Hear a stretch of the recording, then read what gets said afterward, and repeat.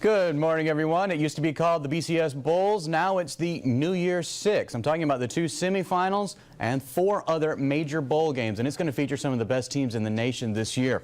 2 of those teams, Florida State and Georgia Tech, are going to be coming from the Atlantic Coast Conference. The Noles and Jackets won't only be fighting for themselves, but also trying to change a lot of the perceptions around the nation about the ACC.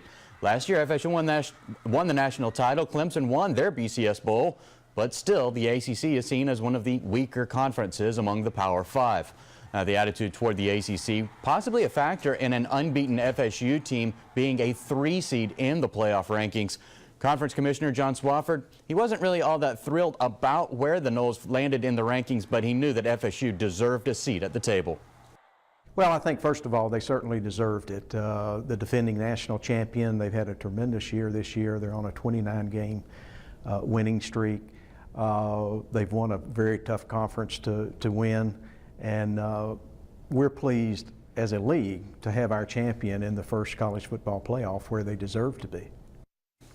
The feeling of euphoria can still be felt all around the Seminole Soccer Complex after FSU claimed the national championship over the weekend. Soon it's going to be time to get back to work, start looking toward 2015. Now that the Seminoles have gotten a little taste, they really want to go back, try and get another title. It was a huge accomplishment to finally get that first championship, but now the team's just not satisfied. And it all starts now as head coach Mark Krikorian and his staff have to find a way to replace the most successful senior class in program history.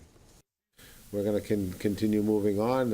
As much as it's nice to celebrate, and we are going to take our time to celebrate, I can tell you that, but we're going to keep working, and no one will be happy here unless you can get yourself back to the stage again next year. Florida State volleyball team hoping to repeat the success of that soccer squad. The Noles hitting the road for the next round of the NCAA tournament. FSU will be facing BYU on Friday in the round of 16, which is going to be played in Seattle, Washington.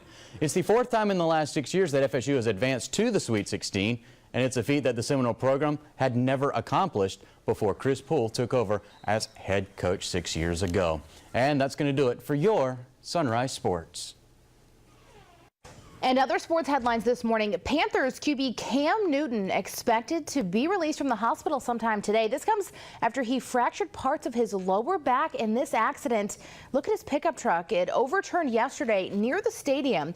Now, Newton did stay in the hospital overnight, but doctors don't think the 25-year-old will need any surgery. Here's the really surprising part. There's no word yet on if he might still be ready to play Sunday's game against the Buccaneers.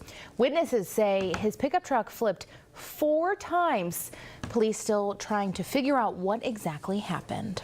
Meanwhile, rookie QB Johnny Manziel set to make the first start of his NFL career when the Browns take on the Cincinnati Bengals in Cleveland on Sunday. Manziel has been on the field for just 18 plays this season, including a relief role in which he completed 5 of his 8 passes. He also scored on a 10-yard touchdown run against Buffalo.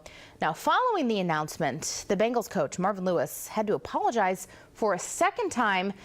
That was because during a radio show, he called the 6-foot-tall Manziel a midget. He says the comment was insensitive and offensive to people of short stature. Check out this video here. This is pretty cool. We're talking about this crazy little touchdown. We're going to show you that in a couple minutes.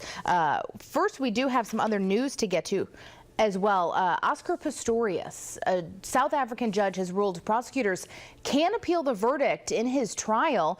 Prosecutor Gary Nell told the court the decision to acquit Pistorius of the murder of his girlfriend Reva Steenkamp should be overturned. Nell also argued the star athlete's punishment was, quote, shockingly inappropriate. Now, Pistorius' defense attorney argued against allowing the prosecution to appeal that verdict and sentence. All right, here's the video you got to see. When you might think of football, right, when it comes to celebrating the touchdown. Look at this, though, on the NBA court last night. Interesting dance moves for Grizzlies player Tony Allen, busting out the moves there. Yeah, after a Dallas turnover. The home crowd loving it. Maybe he's onto something, too.